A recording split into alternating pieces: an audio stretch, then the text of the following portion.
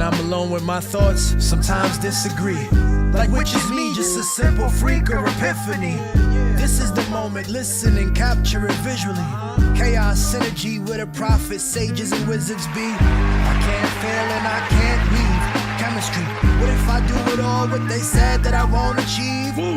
Nothing is what it seems. The regular program is steadily scheduling. Please take your seats in the mezzanine. You can cycle through it, listen, my lyrics are evergreen. I can't breathe. No, wait, don't make a scene. If I properly pronounced all these words in a scheme, would I finally be immersed in a dream? Purge the machine.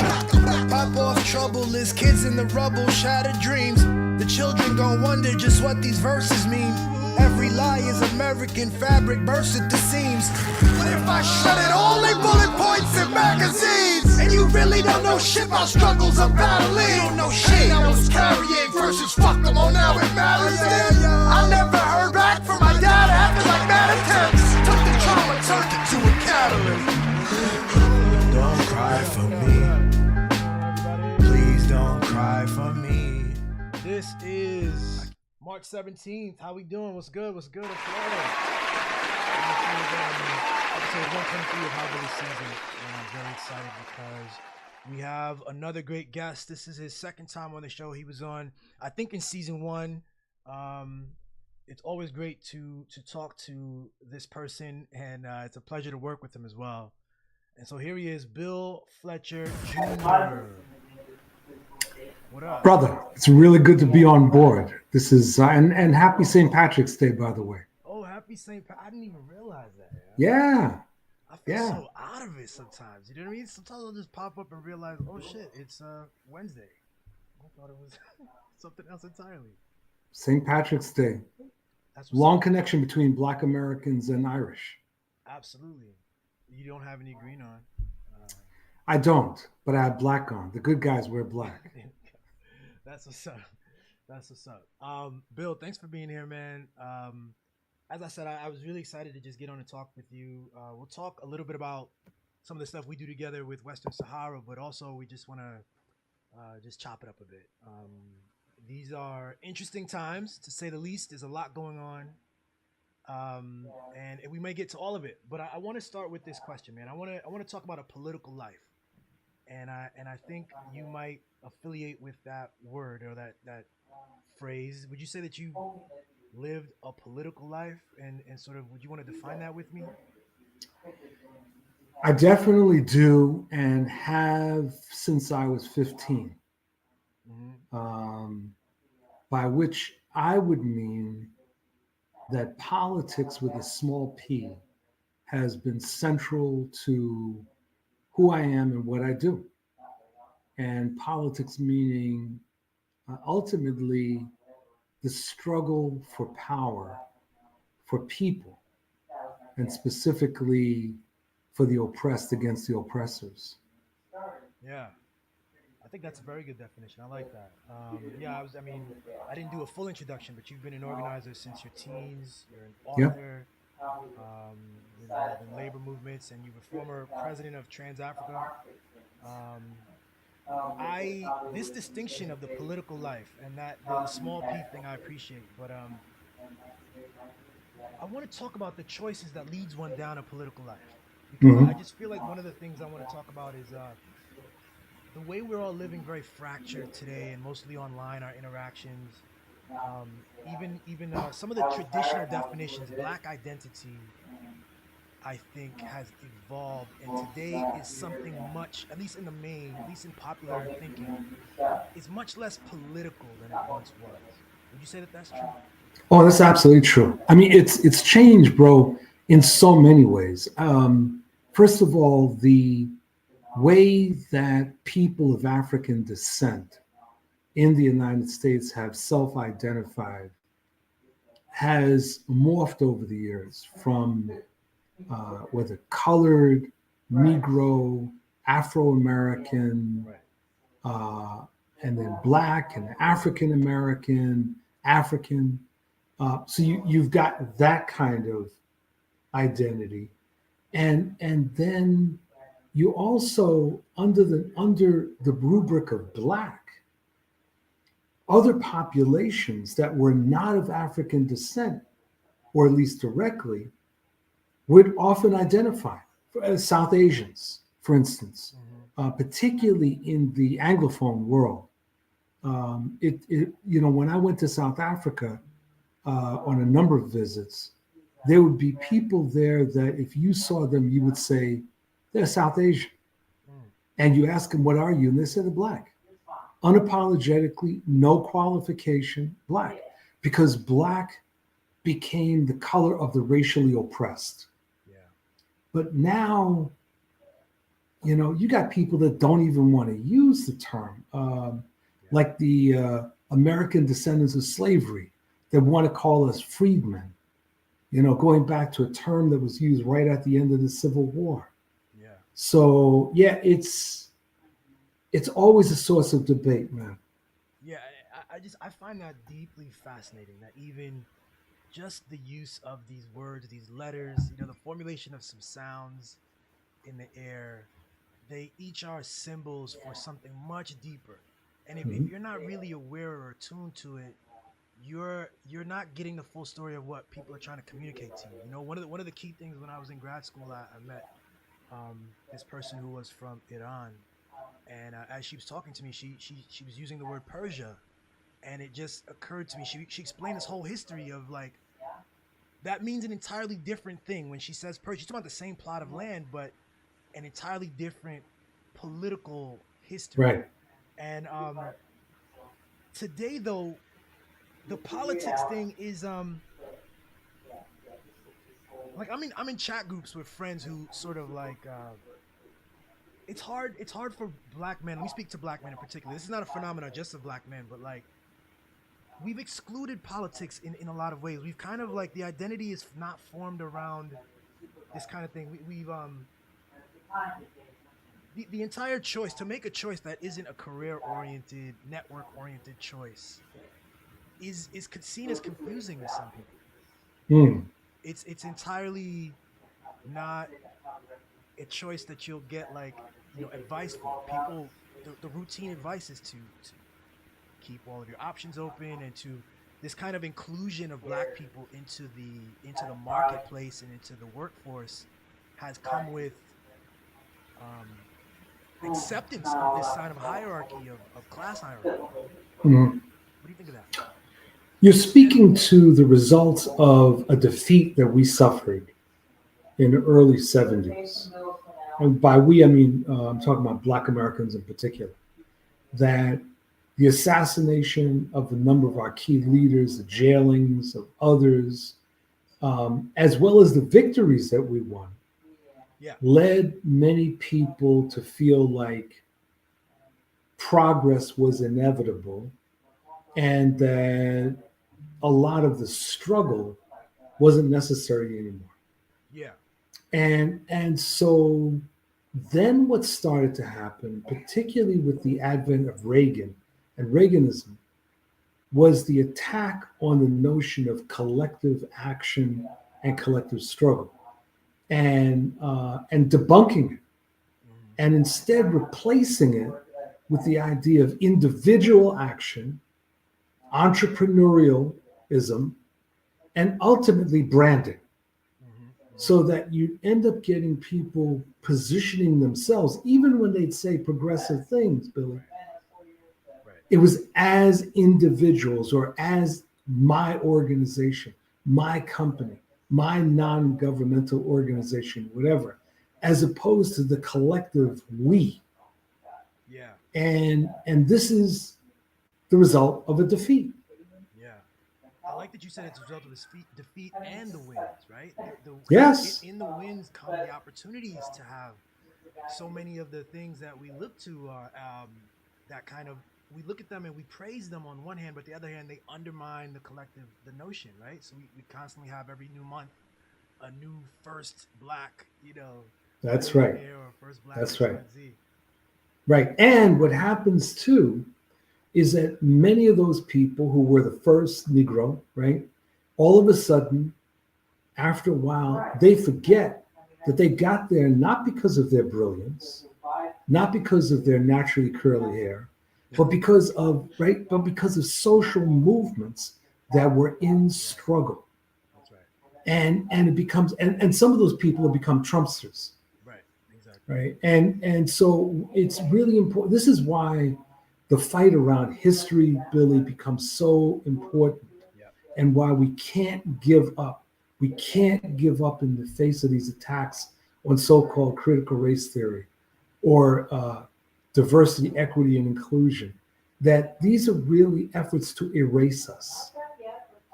And to erase the full story, to erase, it's like what you said. You know, you get to a certain place and you forget all of the structures that brought you to that place, and all That's the right. struggles and the history and the people, and to try um to speak to that, to include that, because the alternate story, it wants to give all of the power to you. It wants to say Mhm. that you were the you did it, and look at me, and I deserve every single thing that I can extract from this thing. But it's just a fallacy, and that's the way I like to Yeah. talk about it. I think one of the ways that we've lost the conversation is that um, we don't speak with the confidence that we should. Like, Mhm. that we're speaking to reality. Like, we're not just left wing as like a counterpoint to the right wing. Like, we're actually dealing with the fullness of reality, and we should argue from that position. Right. No, that's absolutely right. But the facts never speak for themselves. Right, right, right. People speak and people interpret. And that's what debate really is. That's what the struggle around history is. It's a debate around interpretation. Yeah, yeah. That's a lot of what's going on right now. Um, and and we can't afford to walk away from that. No, I don't think we can. Um, I like that you brought up debate.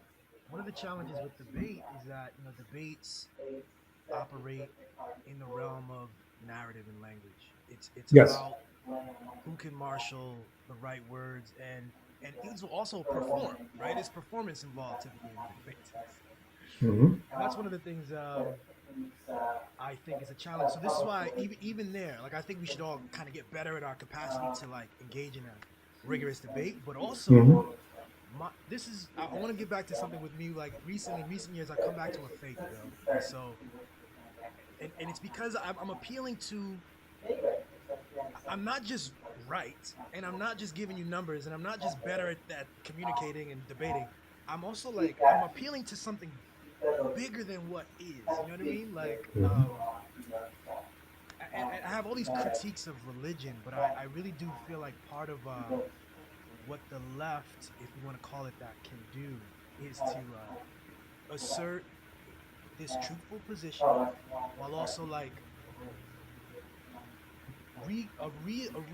there's something, a recommitment, the left is often associated with atheism. Would you say that that's right or fair? Um, it's neither fair nor right, but it's something that is used to discount the left. I Mm, mean, the left. So first of all, it begins with what does one mean by the left, of course. right? And you can't make any assumptions. I've had an argument with a mutual friend of ours who will go nameless about exactly that, because he likes to use the term left in a way that covers like everyone from Bill Clinton to Yeah, me or further, right? yeah, And it's like, no, that's not the left. When I use the term left, and it's rooted in the rising of that term was in the French Revolution. Um, the left is is constituted by forces that are in different ways anti-capitalist and progressive. That is, they're looking forward, they're looking to expand democracy, things like that. They're different from the broader group of progressives, but they're in that group, in that many progressives are not anti capitalist. They want good structural reforms, but they basically believe that at the end of the day, capitalism can be tamed. Hmm. I don't. I consider myself a progressive, but I'm also a Marxist, right? And so I'm within that broader camp. And I'm willing to work with people that believe that capitalism can be tamed. Yeah. But I don't think that it can be. I think that it's antithetical to humanity. Certainly to So, democracy. right. Yeah. So within what I consider the left, there are forces that are religious. Liberation theology, particularly among Catholics, is an example. Um, Reverend Barber and the Poor People's Campaign. I would identify Reverend Barber's on the left. For sure. And then you have atheists, and you have a lot of agnostics. Yeah. Yeah. Yeah. But Again. values, see, this is something I was going to say to you Mm, that maybe I don't know whether you're going in this direction.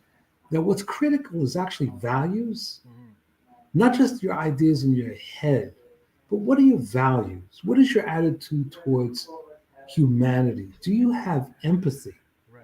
Right. right? Or are you just simply a cold-blooded person out for more power? Right.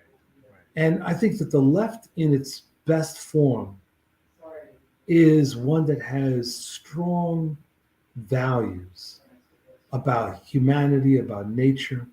Yeah. I like that. I did an episode a couple weeks back about intentions, and Mhm. that is what I was trying to point to there. It's a very complex thing. It's a you pointed to some you said some vague terms that are, when I say vague, I mean to say you don't want to get too specific. You know what I mean? Like you're talking about broadly something, and you point to it. But this speaks to accepting. Hmm, this is what I'm saying again. Like when I go back to the God concept again, right? We aren't just looking at facts and numbers. Like I think we're in a society that, as much as like a lot of the religious people, actually, people who claim religion, don't necessarily embody those values That's right. because we have a culture that is so bent on knowing. What do you think about that? Should I explain that more? What I mean by that? Yeah, explain it more. We like facts and statistics, but I think we have to actually lean into the murky space of, like, we don't know anything. We don't you can't make predictive things from looking at poll numbers. You don't know, like, all of our categories are made up. Like, even as you talk about the like what blackness means as a political concept, they're concepts. The entire our racial categories are made up. The way we talk about ourselves is when we quickly want to say, "Oh, there was 10 black people here and five." There might be better ways to communicate how many people were in the room and who was in the room. But we Hmm. resort to a shorthand. We resort to labels, which produce, and they have political intention between you know what I mean, with the labels that we use. You follow me? I would say that I was just watching this excellent film the other day that's called Conclave with Ralph Fiennes, and it's about Stanley Tucci's in it.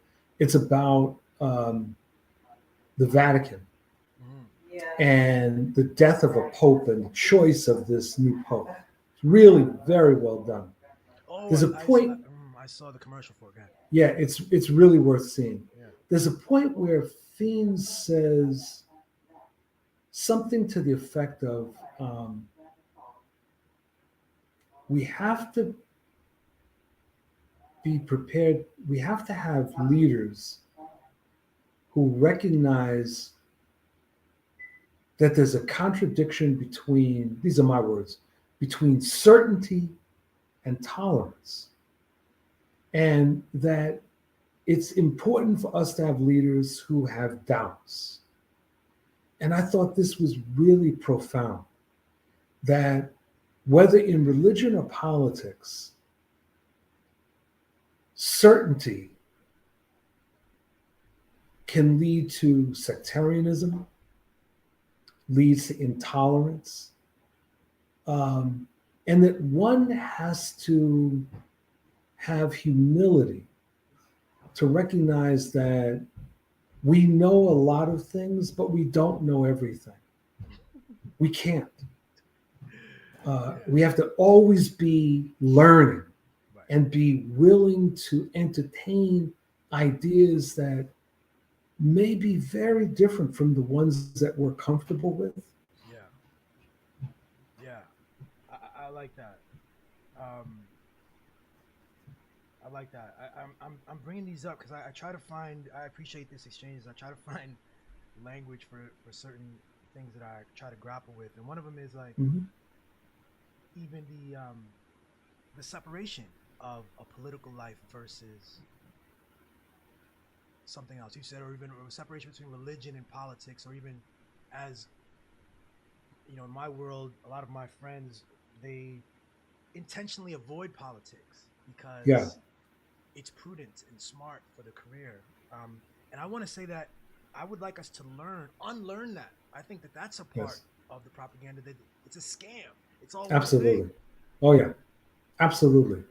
See, so first of all, one problem is that a lot of people think about politics only in electoral terms, Right. political parties, things like that, and don't think of politics as a constant fight around power and around the expansion, or what we're going through now, the contraction of democracy. That's politics.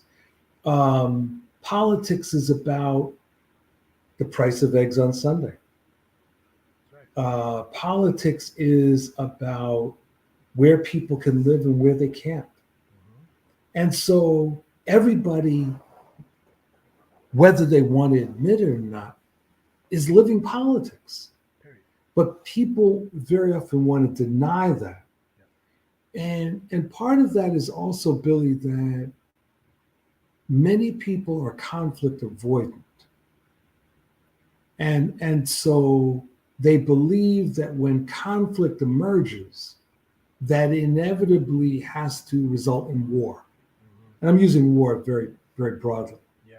Um, a friend of my daughter's, to me for years, would break up with any guy that she got into an argument with Mm-hmm. because her attitude was,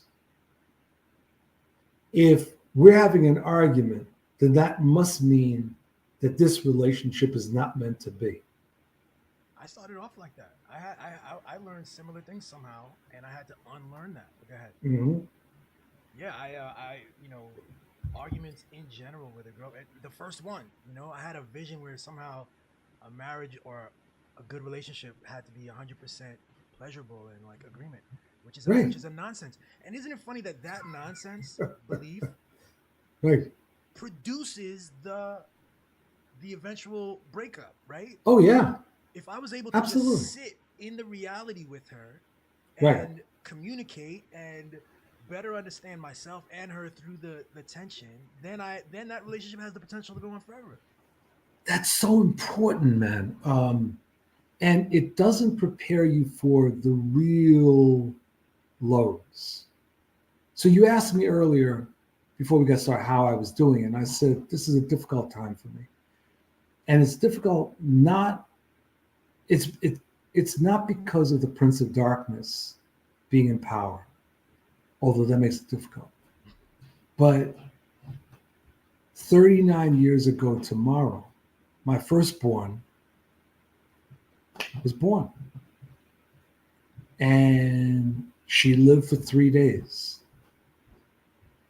And one of the things, Billy, that happens is that the loss of a child is so traumatic that many couples can't survive, no matter how much they love one another. Yeah. And the way we're brought up, we're not prepared for that, man. Yeah. You know, it's like you basically think, well, if we really loved each other, we could survive this. And it's like, no, not necessarily. And particularly because there's all kinds of things you're going to be experiencing. And if you don't know how to talk, if you're not tolerant, if you measure your expectations, right? If you don't pay attention to that, you won't survive. Yeah. Yep. Powerfully, powerfully. There's different ways to even talk about that particular thing, but yeah, the one way I like to think about it is like, we operate. We don't realize this, but we're all in separate worlds, Hmm. and that we've constructed with our own definitions and our own fears and our own things that we've experienced and our own Hmm. sense of what is a boundary and how far we can go. And then you meet someone, your partner, let's say, um, and you or your wife, and she has her own world, That's and right. um, the beauty of is the ability to like to communicate through and let those things. She's going to do something. She's going to mirror something. She's going to show you something about yourself. Quite often, that's helpful to try to frame it that way. That it's not her, it's me. I get, if I'm really upset about something, I get to notice what triggers Hmm. me, and to Hmm. walk through it with this magic thing, these magic words, Hmm. that give us the opportunity. So yeah, um, yeah. There's a book I've just finished reading by this French Marxist philosopher, Alain Badiou, Badiou. Mm, It's not a long book, but it's about love. mm, And it's really interesting reading a political book about love. And it sort of starts with him criticizing these online dating services. mm. This is a And recent book then. oh yeah, very recent. Mm, And criticisms of that and misleading people about the development of love mm-hmm, and about the coming together of two people mm-hmm, and the recognition that you're not one, but you are two. mm. Um, it's a really good book to read. Yeah, you are too, and that's okay. Yeah, it is. And that's okay. Um, I had the pleasure of sitting down having dinner with you and Candace one time with Sheba. We had our double date a couple of months ago or a year ago. It was awesome to meet her and to see you guys together. So, could you talk before we switch to like Western Sahara? Could you talk a little bit about the power of having a dope, confident, smart woman who I'm sure like is an incredible supporter for you and also a fierce for her own right. She does her own thing, and Right. a lot of my peers and friends, either the single ones or the married ones, they kind of like we get together in a chat room sometimes, and they bond over the idea that women need to be more X, and quite often it's like more submissive. There's this ideal of like this woman who doesn't say much. She kind of cooks and cleans. This typical thing. Right. What is it with Candace? Because I can speak to Sheba, but I want to hear about you, Bill Fletcher Jr. and Candace. Like, how amazing is that? Please. So what you're talking about that you've encountered, we've all encountered, is a male supremacist behavior and thinking that permeates a society. People talk about patriarchy, and and I grew up as the second feminist wave of feminism was emerging, and it was influencing the left, Mm-hmm. and I was very influenced by that. Um, but see, here's the thing: in terms of your question, I met her in college, and she was a year behind me. Hmm. And there was a critical moment in our in the beginning because we've been sort of friendly.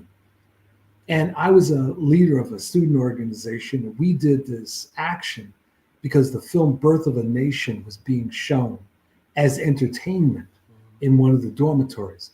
So my organization decided we were going to go and do a protest, and we were going to surround the projector.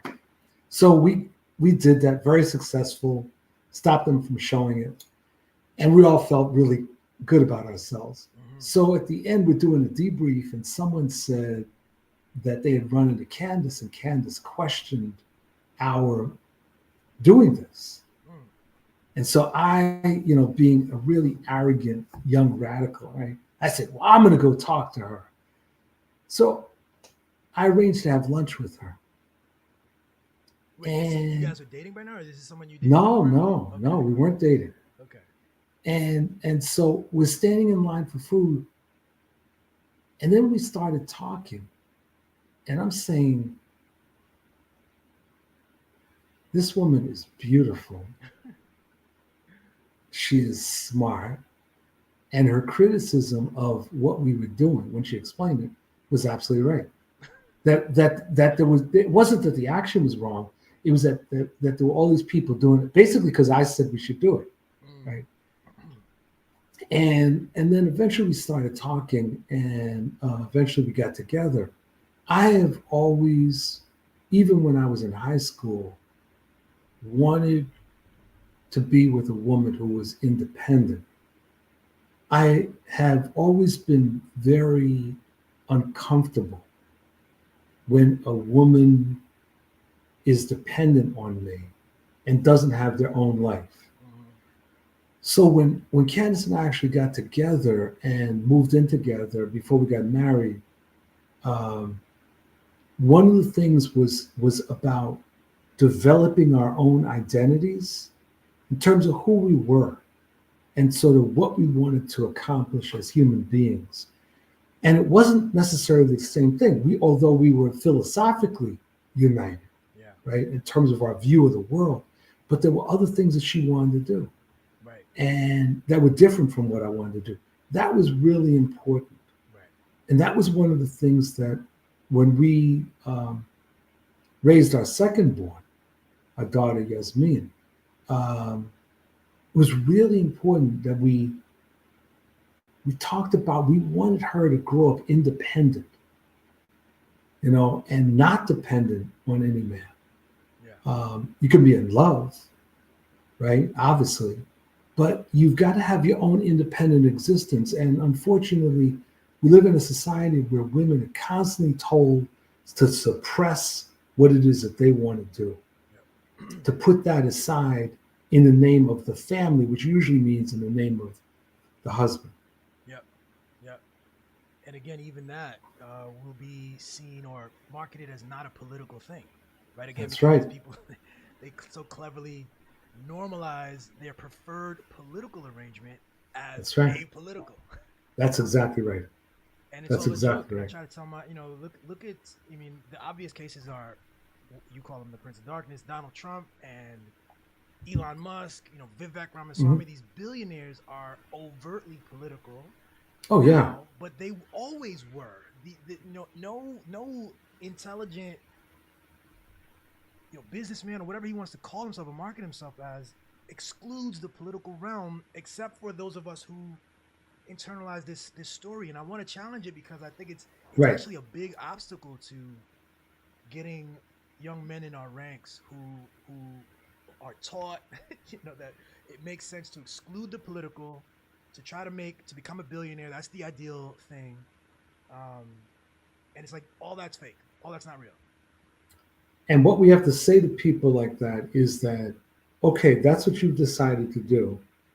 The decision to go that route was a political decision, That's a political decision as well. right? I mean, it wasn't just, it didn't like fall from the sky. Right.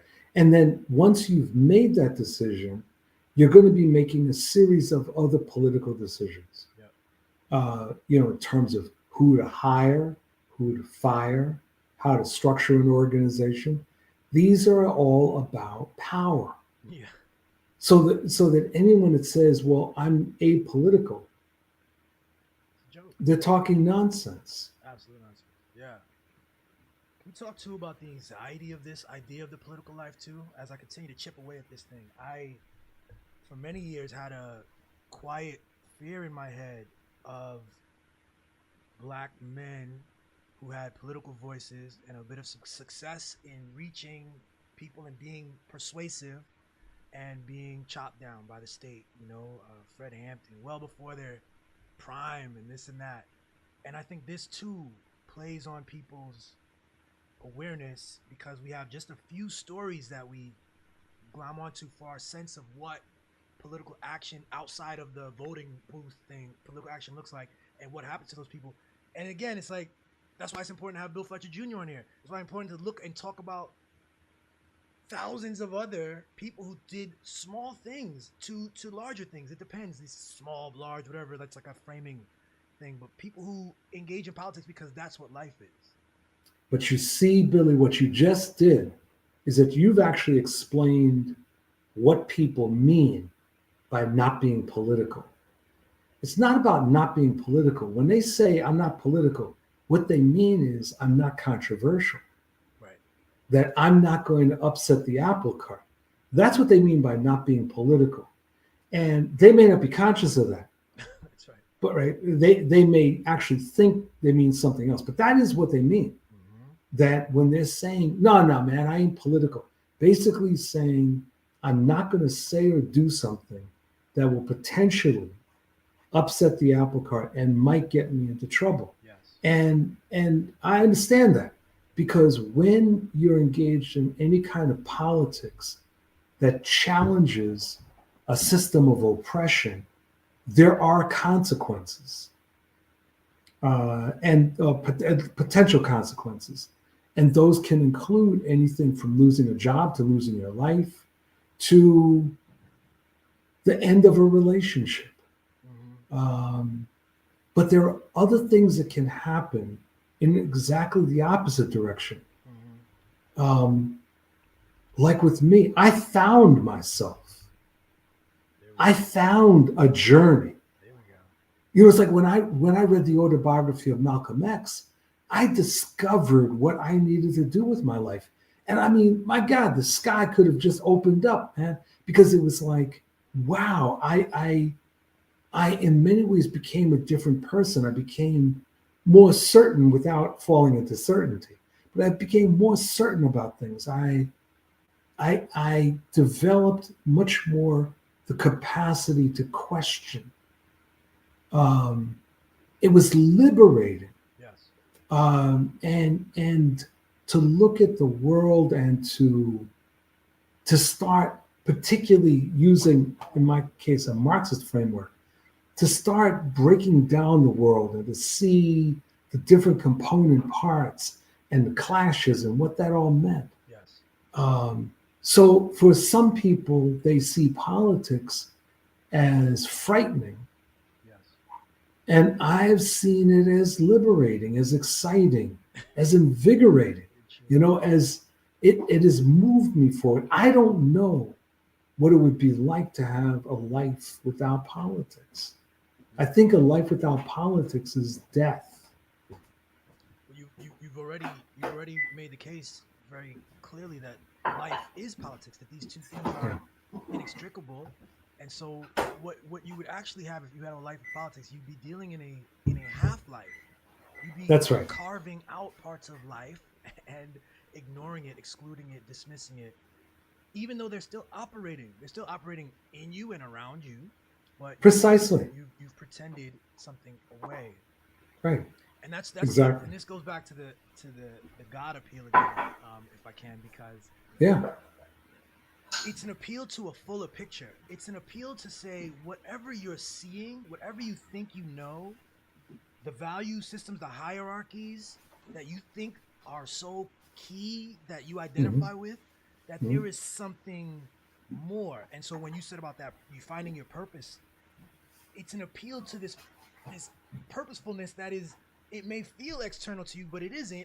It's in you. It's a process of like um, shedding the for me the definitions and the fears that didn't let me like access what actually drives me. I get up in the morning excited to think about like creative ways to say things and to like better understand things instead of shunning it, instead of avoiding it, um and that's huge for my health, I think. It is. It is. Um, but I want to say something about this issue of God, Let's do it. since you brought it up. Um, so I've never been an atheist, um, but my view of God is both one of um, that there is one God, but that God inhabits all living things, and that God can speak to us usually in ways that we don't quite understand because we're humans. We're not gods. We're not demigods. And what I think is really important for humans to understand is that because we are humans, we are therefore by definition flawed. We are imperfect creatures, which means that sometimes we may hear the word of God, and sometimes we may think we hear the word of God, Right. but we hear something else. Hmm. And that's where this issue of certainty comes in, Yeah. and doubt. The willingness to say, maybe I got this one wrong. Um, Exactly. and I know that puts me at odds with many religious people who feel very certain, absolutely, that they read the Bible, they read the Quran, whatever, the Talmud, and they feel like that's it, that has settled it. And I've never, I've never been persuaded of that Hmm. because all of these pieces were developed at a certain point in history that is not now, Mm. and and that humans continue to learn despite ourselves and accumulate new knowledge, new conclusions, and potentially come closer to God. I like that. Yes, that's key. I mean, that's key. But and that's why the actual yearning. You said the doubt, the yearning, the humility, the yearning for the truth, to actually care about truth. I think that's going to be key. I think it's always been key, but in a climate of online, misinformation, disinformation, AI, bots, people very much motivated to get your attention in one way or another, to Mhm. sell you something, to really be interested in truth and to have the humility to know that perhaps it's not even accessible, this vague thing we call truth, but that it's worth the journey of and the effort. That's right. um Exactly. and again, I love, God is in all living things. God is everything. If you ask me, God is in words. It's not just living things. God is in our concepts and in our words. Yeah. If you ask me, yeah, I think that when we have things that we call religions, we have names for them. You named a couple of them, some of the more famous ones. And then we have other things that we don't call religions, but they operate in the same way. They are the frameworks for our experience, Hmm. each of us. And so I want to point to a person. I worked for 5 years at CNN, Bill, and recently I reached out to someone there to talk to them about a couple of things, and I got such a weird thing. I just want to point out, like, so I asked to them about the coverage of the genocide in Palestine and Yeah. things going on with Trump, and they got so uneasy. So they are an editor producer at the Washington D.C. bureau here, and got so uneasy with these conversations. It didn't even go very far, Bill. But Hmm. they ended our friendship. They asked me to not call them anymore because the questions were challenging their sense of their world, of what CNN was to them. And Right. this to me, I didn't expect that. I thought we were gonna have a little bit of a attention, but we didn't even get to anything juicy. And I was kind of asked not to call them anymore. And I want to say that Wow. this to me is a kind of religion in a way. It's a personal ego, a personal sense of the world, and I challenged it just enough where he's like, I can't, I don't believe it. I don't want this. And I think what I left from that was I was a little bit bothered, and but I also just gained this insight that in a different way, his was a kind of like an unwillingness to want a fuller picture. You know, Right. it would challenge too much. He would have to then rethink too much and potentially like he didn't want to go where that could potentially take him. You know. Let me give you an example. I had a friend who once said to me that he was really angry with me and another radical friend of his. And I got very serious. I said, why? Mm. And he said, before I met you and Steve, I was happy. And then you and Steve introduced me to radical politics. And now I question everything. Mhm. I'm not happy anymore. Mhm. Now, of course, he was, being a little facetious, but he Yeah. was making a point that relates to your story. Yeah. You were making this guy unhappy, right? Because you were challenging a certain framework that he was comfortable with, Very. that right, and that was able to sort of rationalize his life. And now all of a sudden, Billy comes along and starts throwing questions at him. Yeah. And the tragedy is that this guy could not step back and reflect and thank you on the one hand, but even if he disagreed with you, Yeah. which would have been perfectly okay to say, I don't agree with you, Yeah. but I really appreciate you pushing me. Yeah. Yeah. That's the tragedy. It's a tragedy on the one hand. It's also I look at it as like just a feature of this strange existence that we're in. That we have the ability, whether we know it or not, whether we accept it or not, we are accepting our truths. We are creating our truths, and it's based on our sense of like our best interests, quote, you know what I mean? Yes. And the value thing that you talked about earlier, the value proposition has to be. So, what an interesting feature that this person who I considered a friend and a colleague, who he considered me a friend and a colleague, like I invited him to consider a fuller truth. I believe I'm right. Mhm. I didn't accuse him of anything. But it immediately went to he said, "So what are you accusing me of being guilty of X, Y, and Z?" I said, I didn't say that. You know, I'm trying to like talk about institutions. I'm trying to talk about but it's an interesting feature that we have this ability to choose and accept what is real. Oh, absolutely. But that is what humans must always do. Yeah. And but this is where science comes in, Science because talks. science basically says you can believe whatever you want, but what we're going to do is we're going to actually look for evidence. That's it. Exactly. And you were probably saying to this person, let's look at the evidence.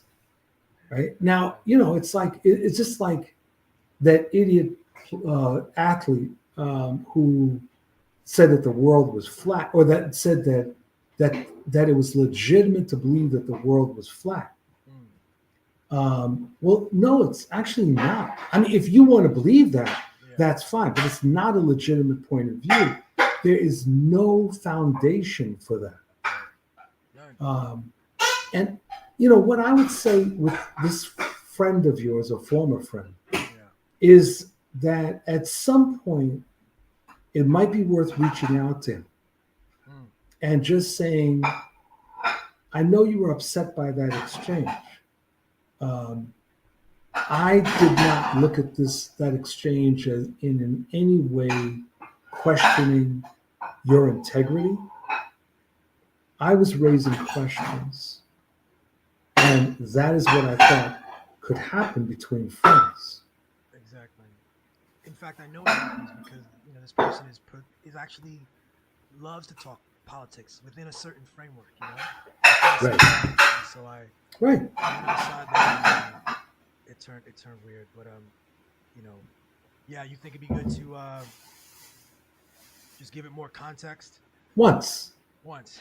once, not more than once. Yeah, Once, yeah. I'd give him, because sometimes the truth can be so frightening. Hmm. This is what because I do a lot of presentations on race and racism, national oppression, stuff like that. And what I've realized over time is that there is there is something about the trauma of the truth. And there's a trauma of the truth as interpreted by victims Mm, of oppression. And then there's the trauma of truth of those who either were the perpetrators or were complicit, yep. right? Regardless of their intention. And that what happens when the truth emerges for that latter group, they can go one of two ways. They can embrace that and actually be quite thankful that all of a sudden their eyes were open, right? Hmm. Or they can become very resentful, Hmm. very angry. It's sort of like when we were kids and someone might be making fun of you and your friends are there and your friends start laughing and then you want to kick their ass, Yeah. right? As opposed to the person who was actually making fun of you. Mm, hmm. And some of that happens, That's a right? real thing, I've been in actually. these things where white people will say, you're attacking white people. And I'm saying, how? Tell me how. You tell me how. And then we can go from there. And they can't. Yeah. But their response to me is that you're attacking white people. Yeah. Again, this That's the trauma. and here again, that story, to tell a full story why you're responding that way, why you saw an attack on white people or attack on yourself, has to do with a trauma, has to do with an emotional, psychological response that this is okay, that it's Right. not, there's no shame in this, that I too am Right. human. I've gone through this. I've actually, the resilience I have now is because of a process of years Right. of getting my world challenged in this way, and accepting it. But it's Well, hit it's different ways in it's different places. also, Billy, that for many people, including possibly your friend, when they start realizing that they've been played like strings on a violin, it's like, wow, I was a sucker, Yeah. right? I was played for a fool. And this is one of the problems that white people in the United States have, right? That when you really talk about race, you're talking to them about you've been played like the strings on a violin. You've been played by these rich people like the Trumps, the Musks, and others. Yep. And now you have an opportunity to wake up and smell the coffee. Now, what do you want to do? Just move different. Just Right, assume enter the new reality right, that you've been given. right, Brilliant stuff. Yo, we have about 5 minutes left with you, man. So I wanted to, that was a right. great conversation, though. Actually, I appreciate it. Yeah, no, I love it. Very quickly, though, I mean, I've been working with you over the last more than a year now, with the campaign and with an organization to gain greater attention in the United States and to shift U.S. policy towards Western Sahara, which is a northern African country occupied by its neighbor Morocco. Right. Um, we recently got together. We worked to get 100 artists to sign Mhm. a petition, and we have a broader petition for 1,000 people, the general population. I'm going to link that underneath this video on YouTube as well. Could you tell me something about what I'm trying to do? I actually did a post today for us where I try to link and point out this moment in the broader things as it relates to Western Sahara. Like Trump in his second term, in his first term, Trump recognized Morocco and recognized Morocco's claim over Western Sahara. He went Right. against decades of international relations and war, efforts to That's right. for a referendum and all of these things, and he just recognized it and he called it the a new Middle East, right? Right. The Abraham Accords. Mhm. Where are we now? Where does this all stand? Well, there's a war that's going on between the indigenous Sahrawi people and the Moroccan government. We have in power and through the Prince of Darkness, we have a bullying of much of the rest of the world, except for other dictators. And when it comes to Western Sahara, we have no reason to believe that this administration will do the right thing, which is to guarantee that the people of Western Sahara have the right to national self-determination. And so the project that you and I and others have been engaged in is basically saying that the United States needs to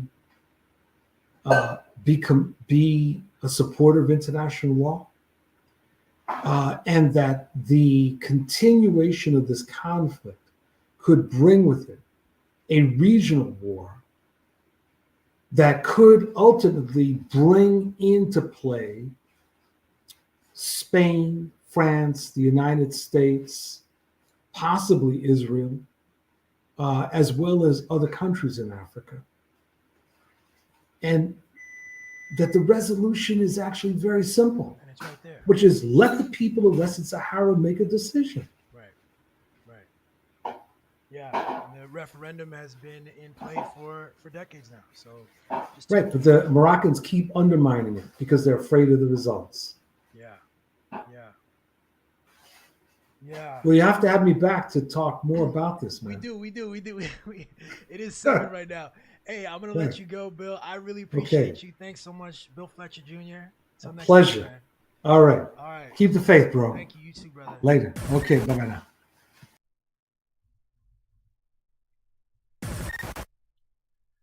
Yo, all right, I'm gonna come back on here typically at the end of these now. So yeah, that was Bill Fletcher Jr. Great guy, valuable person in mind. Grateful for his life and his written works and all of those things. You should definitely check him out. Check his website out.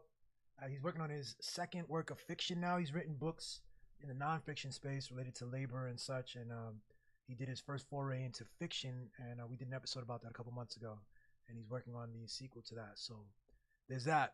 Yo, that's it. That's how I see it. Thanks very much. Remember that it's all one thing. You see what you're looking for, and it's all one thing, and that's just how I see it. Thanks for coming and watching this show. I'm gonna finish you out with my most recent song, "Don't Cry for Me." In fact, let's start it up. Yeah, yo. Yeah, that's how I see it. Thanks. I'll see you in a week. I'll be on next Monday, all right? Peace, y'all. Yeah. When I'm alone with my thoughts, sometimes disagree. Like which is me, just a simple freak or epiphany. This is the moment, listen and capture it visually. Chaos synergy where the prophets, sages, and wizards be. I can't fail and I can't leave. Chemistry. What if I do it all what they said that I won't achieve? Nothing is what it seems. The regular program is steadily scheduling. Please take your seats in the mezzanine. You can cycle through it. Listen, my lyrics are evergreen. I can't breathe. No, wait, don't make a scene. If I properly pronounced all these words in a scheme, would I finally be immersed in a dream? Purge the machine. Pop off troubleless kids in the rubble, shattered dreams. The children gon' wonder just what these verses mean. Every lie is American fabric, burst at the seams. What if I shredded all they bullet points in magazines? And you really really don't know shit about struggles I'm battling. You don't know shit I was carrying versus fuck them on now it matters. I never heard back from my dad after like mad attempts. Took the trauma, turned it to a catalyst. Don't cry for me. Please don't cry for me. I keep thinking it over, keep thinking it. I keep thinking it over, keep thinking it. Don't cry for me. No, please don't cry for me. I keep thinking it over, keep thinking it. I keep thinking it over, keep thinking it. Okay, now I'm convinced. I thought it over. We live in equal and opposites, knowledge not even 5%. My job is not buddy-buddy with these imposter simps. The team rise when the stakes is high, lots of chips. I try to think like even my vices show me insight. I move in spite the dark, all I see is a dim light. Pimpin' playing with pinstripes, bitches dissing women for click likes. When I rip the head off a fucking clown, it's a grim sight. Do not attempt to flow with me, pussy, I sprint heights. Pay no mind to the men by the curtains, just sit tight. And in spite of the people hating the fucking games you be playing, I make it happen, achieve the impossible on a good night. So why is it all like this? Got me fighting my own likeness. They lying, the whole world is in crisis. Pray to make it through another night with myself.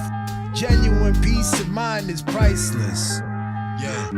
Don't cry for me. No. Please don't cry for me. I'm just thinking it over, just thinking it. I'm just thinking it over, just thinking it. Don't cry for me. No, please don't cry for me. Just thinking it over, just thinking it. Just thinking it over, just thinking it.